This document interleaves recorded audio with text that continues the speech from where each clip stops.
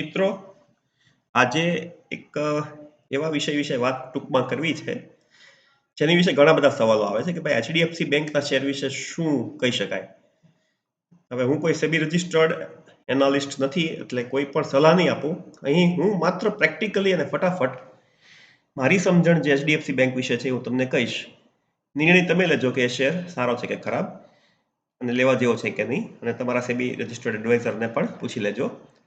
પણ હું તમને એટલી ખાતરી આપું છું કે આ ઉદાહરણ પછી તમને એક શેર એનાલાઇઝ કેમ કરવો એની વિશે થોડોક વધારે આઈડિયા આવશે. તો શરૂઆત આવી રીતે કરીશું. પહેલા તમે google.com જાઓ અને આપણે આજે 3 અલગ અલગ ટૂલ્સનો ઉપયોગ કરીશું. તો અહીંયા તમે લખો સ્ક્રીનર લખશો એટલે એક વેબસાઇટ ખુલશે.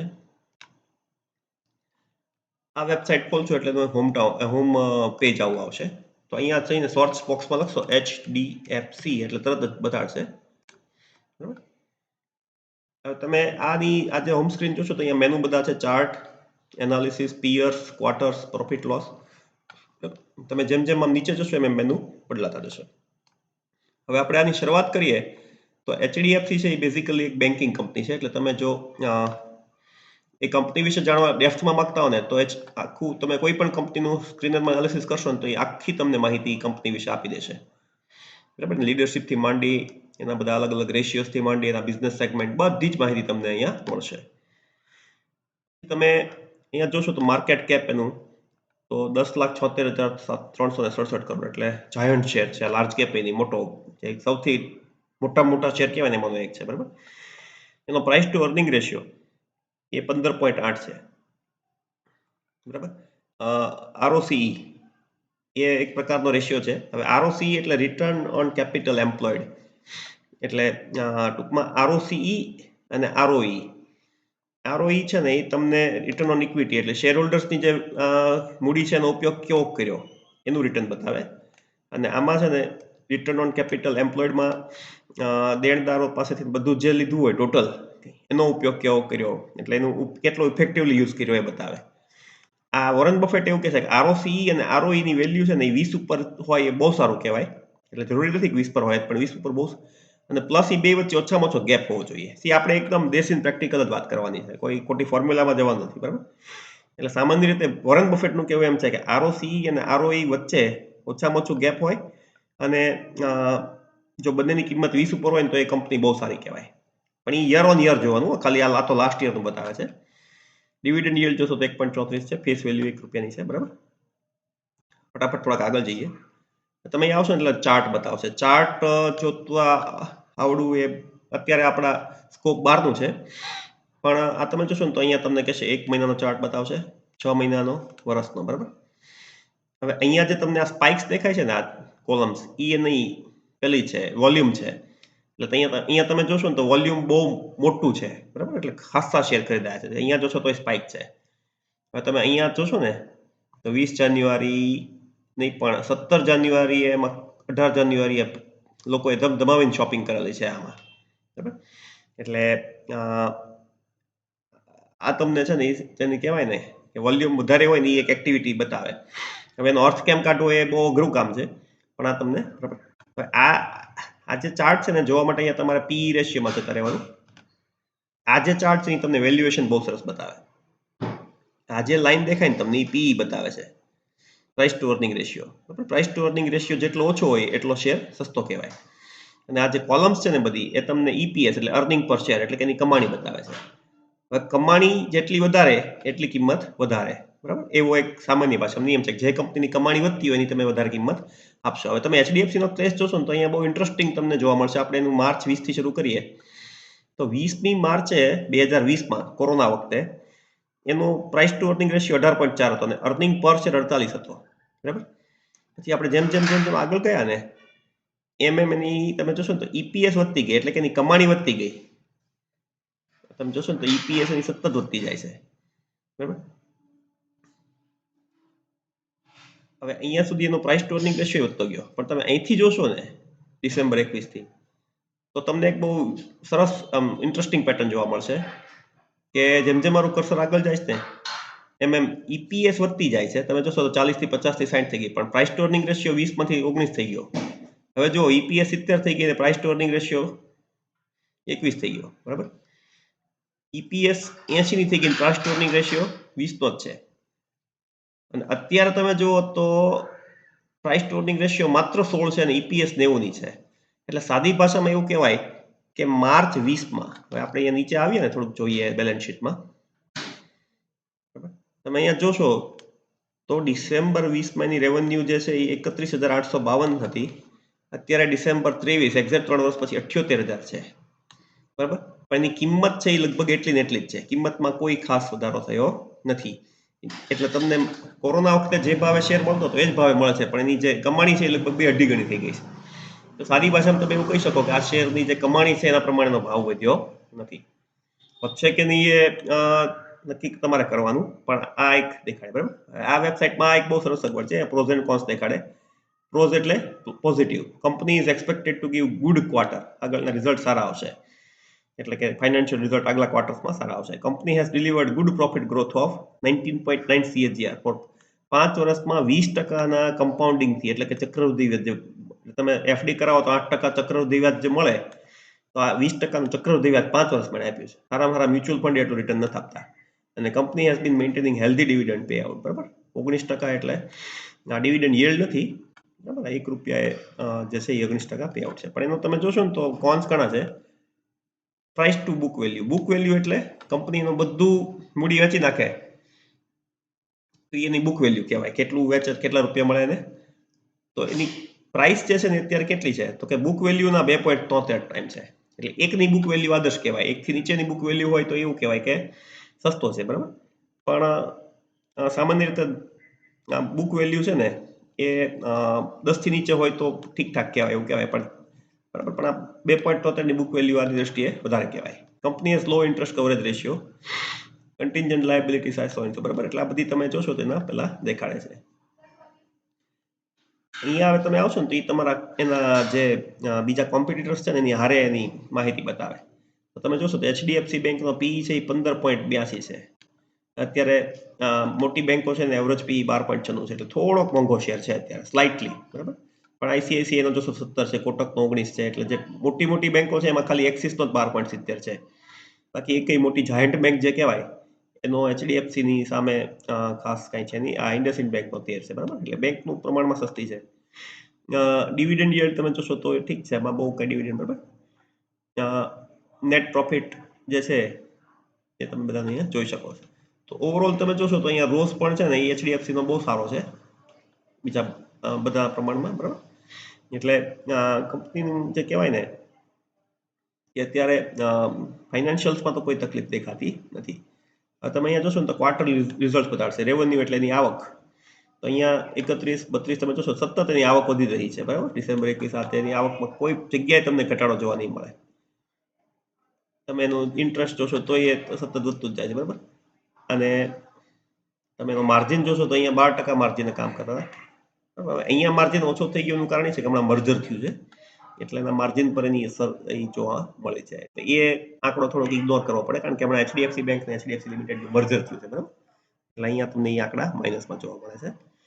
હવે આ એક અધર ઇન્કમ છે ને એ બહુ ઇમ્પોર્ટન્ટ હોય, કે કોઈ પણ અહીંયા તો નથી એવો પ્રશ્ન, પણ મૂળભૂત એની રેવન્યુ કરતા અધર ઇન્કમ, માનો કે આ રેવન્યુ 78,000 કરોડની છે અને અધર ઇન્કમ છે એ બહુ જાજી હોય તો એ સારું જનરલી ના કહેવાય. એટલે જો દેશી રીતે આપણે જોવો ને તમે સાઉથ, તો અહીંયા તમને પ્રોઝ એન્ડ કોન્સમાં જો અધર ઇન્કમ વધારે હોય ને તો એ દેખાડી દે છે સ્ક્રીનર, બરાબર. હવે તમે અહીંયા EPS ના આંકડા તમને મળી જશે, જો 15, 14, 14, 16, 19, બરાબર. એટલે 22 EPS થઈ ગયો. ડિસેમ્બર કરતા અત્યારે EPS છે 15 તો 22, એટલે 50% EPS ઓલરેડી વધી ગયો છે, બરાબર. કિંમત વધી નથી એવી. અહીંયા તમને છે એ પ્રોફિટ એન્ડ લોસ સ્ટેટમેન્ટ દેખાય. પ્રોફિટ તમે જોશો તો અહીંયા 2229 કરોડનો પ્રોફિટ છે, અને અહીંયા તમે જુઓ તો 29,000 કરોડનો પ્રોફિટ માર્ચ 23માં છે, છેલ્લે ડેટા મળ્યો મર્જર પહેલા. એટલે તમે જોશો તો ઇન્કમમાં, બરાબર, એમાં પછી માર્જિન તમે જોવો એનો તો 8% માર્જિન હતો, અત્યારે 18% માર્જિન ધંધો કરે.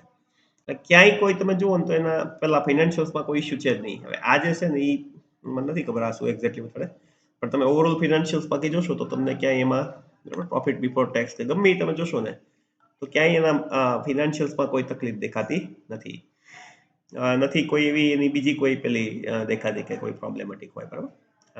બેલેન્સ શીટ પર તમે જુઓ તો ઇક્વિટી કેપિટલ એની છે એ અત્યારે આ છે રિઝર્વ્સ થોડાક વધ્યા છે કારણ કે પર્સનલ લોન સેગમેન્ટ છે એમાં થોડુંક પ્રેશર છે કદાચ, બરાબર. રિઝર્વ્સ એટલે કે કોઈ ગાલખાદ કરે, લોન લીધી હોય પાછી ના આપે તેના માટે અમુક રિઝર્વ પૈસા રાખવો પડે, એ રિઝર્વ્સ હોય, બરાબર. એમાં થોડોક વધારો કર્યો છે, એ બધી બેંકોમાં કોમન જ છે. ઓવરઓલ તમને જોશો ને તો આ તમને એ દેખાડશે. તમે અહીંયા જોશો તો ROE દેખાડશે તમને. બેંકનું ROE તમે જોશો તો સારામાં સારું રહ્યું છે, બરાબર. અને અહીંયા છેલ્લે જે આપણે ઓલા વિડીયોમાં જોયું હતું FII DII માં જોશો તમારે જેટલા મ્યુચ્યુઅલ ફંડ ને બધામાં કંપનીમાં છે તો તમે જોશો DII માં કોઈ ખાસ વધારો ઘટાડો નથી, બધાએ જે છે એ શેર વેચો કોઈએ નથી, બરાબર. ઇનફેક્ટ 2-3 દિવસ પહેલા જ ન્યૂઝ હતા કે મ્યુચ્યુઅલ ફંડ બધાએ લગભગ 17 કે 16 ફેબ્રુઆરીએ બહુ સખત શોપિંગ કર્યું છે HDFC બેંકમાં. SBI મ્યુચ્યુઅલ ફંડે તો બહુ એના શેર લીધા છે, બરાબર.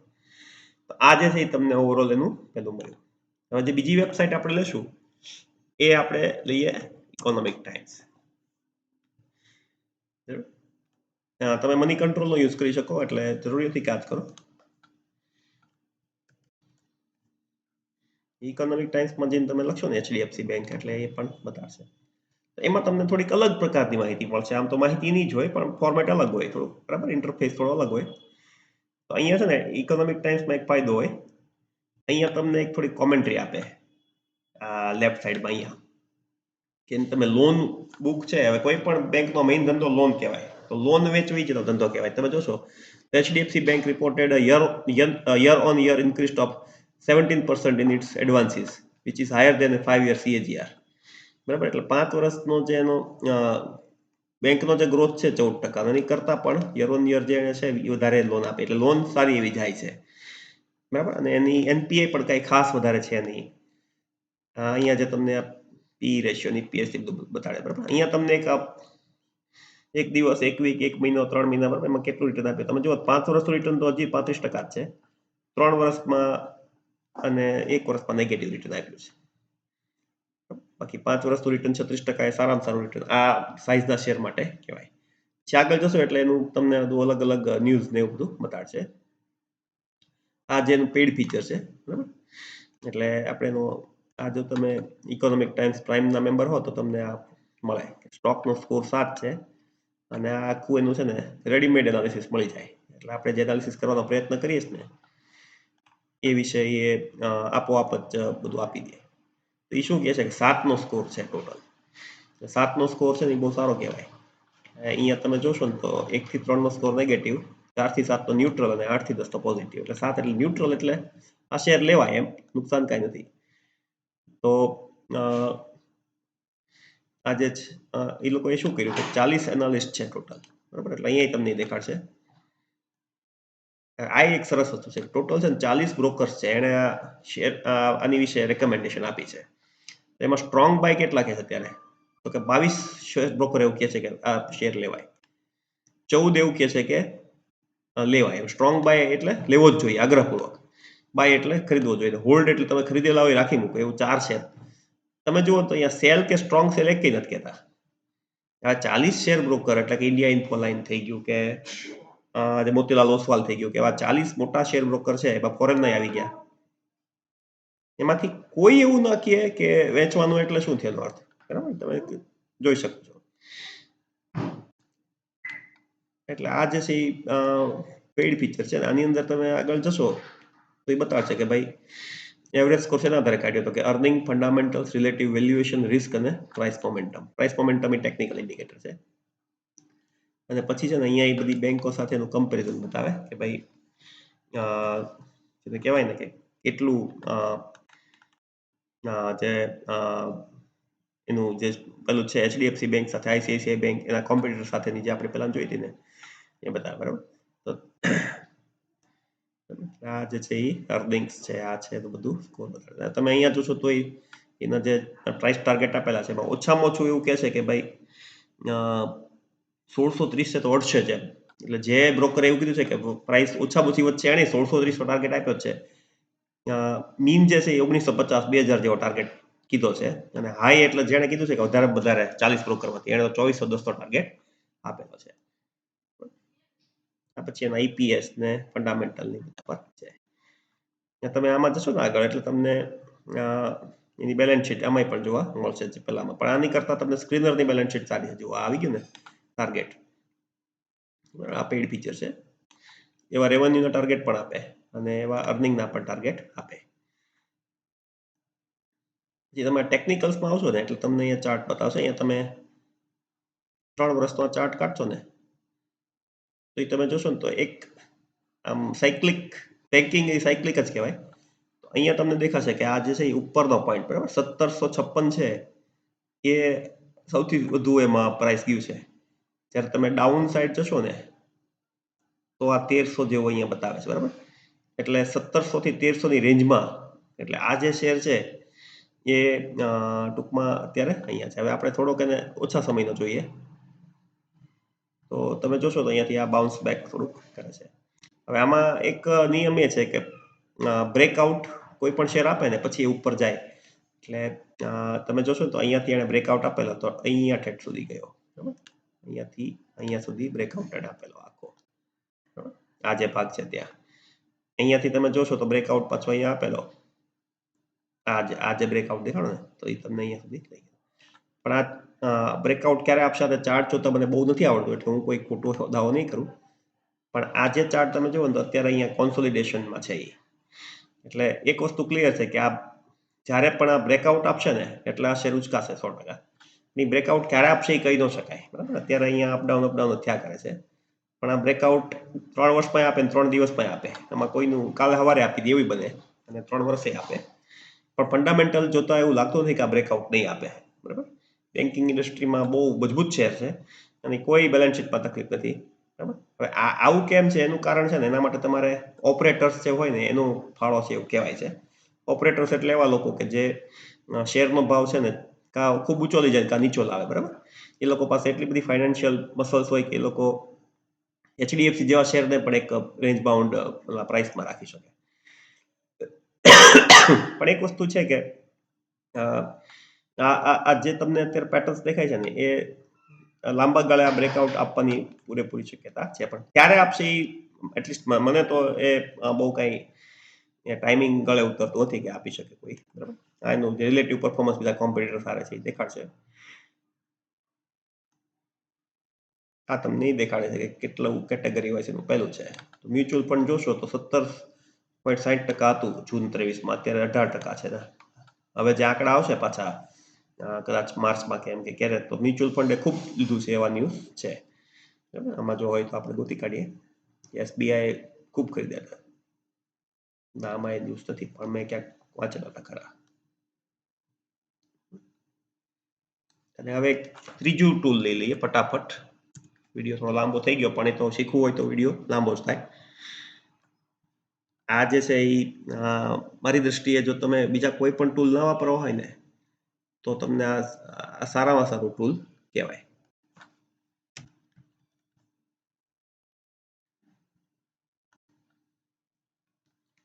ટિકર ટેપમાં ફટાફટ માહિતી આપે, બરાબર. આપણી પાસે પ્રોફેશનલ છે.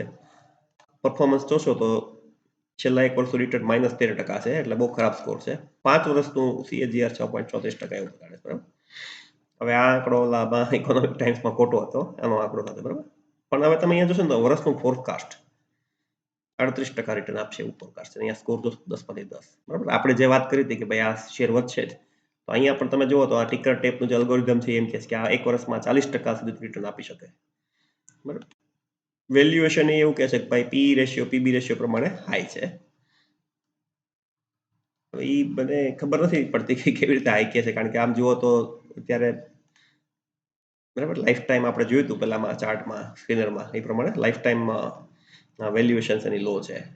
રેવન્યુનો ગ્રોથ તમે જોશો તો આ વર્ષે 3 વર્ષમાં આટલો છે આ તે, બરાબર. અહીંયા તો પ્રોફિટેબિલિટી વધી રહી છે એટલે ROE 17% છે, નેટ પ્રોફિટ માર્જિન 22% છે. એન્ટ્રી પોઈન્ટ છે એ ફંડામેન્ટલી એમ કે મોંઘો શેર છે પણ ટેકનિકલી હજી લેવાય, બરાબર. રેડ ફ્લેગ એ કઈ નહીં જોઈ, ફર્સ્ટ ક્લાસ, બધું ગ્રીન. એટલે એ રીતે બહુ સારો શેર છે. તમે જો ઓછા રિસ્કમાં વધારે કમાણી કરવા માંગતા હો તો આ ટાઈપનો શેર, બરાબર, આ એનો ચાર્ટ છે આવી ગયો. અહીંયા લખ્યું જ છે પ્રાઇવેટ બેંક છે, લાર્જ કેપ છે અને રિસ્ક ઓછું છે આનું, બરાબર, એટલે બહુ ઓછો આમાં રિસ્ક છે.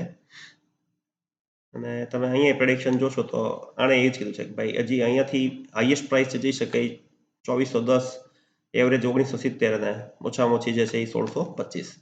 એટલે આ શેર મિનિમમ 1625-30 તો અડશે જેવું 40 બ્રોકર થઈને કહે છે એવરેજ, આપણે જે ઇકોનોમિક ટાઈમ્સમાં જોયું હતું, બરાબર. જ્યારે જે બ્રોકર એમ કહે છે કે હાઈએસ્ટ વધારો થશે એનો આંકડો તો કેટલો 2400નો છે અને એવરેજ બધાની મીડિયન કાઢીને તો 1970 આવે છે, બરાબર. એટલે આ શેરનું પ્રાઇસ લગભગ 2000 ટચ થઈ શકે. આ વર્ષનું ફોરકાસ્ટ હોય સામાન્ય રીતે ફેબ્રુઆરી 25 એટલે, પણ સમયની ગેરંટી હું નથી આપી માનતો, પણ આ શેર ન વધવાની શક્યતાઓ બહુ ઓછી છે. અહીંયા જેનું બેલેન્સ શીટ આપણે જોઈ હતી ત્યાં, તો ઇન્કમ તમે જોશો તો higher than industry revenue growth, lower than industry net income, increasing market શેરનો જે 22 છે એ 27% થયો. કરંટ રેશિયો છે એ થોડો પહેલો છે, પણ હવે એચડીએફસી જેવા શેરમાં આવી બધી નાની નાની વસ્તુઓ બહુ તમારે જોવાની રહેતી નથી. અને અહીંયા તમે જોશો તો ફોરેન ઇન્સ્ટિટ્યુશન્સે 52% રાખ્યા છે. સપ્ટેમ્બરમાં 52% એમનું હતું એ છે તે, બરાબર. મ્યુચ્યુઅલ ફંડનું આપણે જોઈએ એમાં કેટલું હોલ્ડિંગ હતું તો 19.71 નું 19.45, એટલે માર્જિનલ પેલું જે કહેવાય ઘટાડો થયો છે, પણ લગભગ એનું સ્ટેબલ જ કહેવાય. પ્રમોટર શેર હોલ્ડિંગ 0 એટલે થઈ ગયા, એચડીએફસી બેંકનું મર્જર થઈ ગયું છે, એટલે આ ઘણા છે નહીં. રિટેલ અને દર્શક તમે જોશો તો વધારો થયો છે. તો ઓવરઓલ તમે કહી શકો કે ભાઈ મોસ્ટ ઓફ જે ઇન્ડિકેશન્સ છે એચડીએફસી બેંકમાં એમાં કોઈ વાંધાજનક કશું લાગતું નથી. આ શેર લેવો કે નહીં તો તમારે જ નક્કી કરવાનું, પણ જે કાંઈ આપણે જેટલો ડેટા ચેક કર્યો આપણી કેપેસિટી, મારી કેપેસિટી પ્રમાણે, એમાં એચડીએફસી બેંકમાં તમને જેને કહેવાય ને કે કોઈ પ્રોબ્લેમેટિક કશું જ હોય એની બેલેન્સ શીટમાં અથવા એને ક્યાંય પણ એવું કંઈ લાગતું નહોતું. આશા છે તમને કંઈક શીખવા મળ્યું હશે. Thank you very much.